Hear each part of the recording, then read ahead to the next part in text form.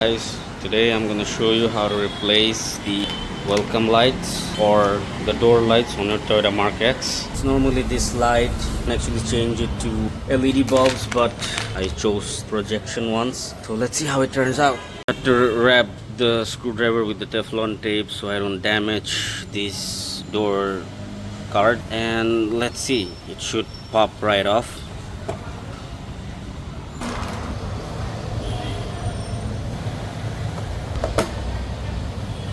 You can see it's not really that visible because it's too bright outside. You can adjust where you want to point the projection. I've also replaced the ceiling lights. I wanted to go with the LED replacement bulbs, but it was my wife who recommended me this. This looks much better.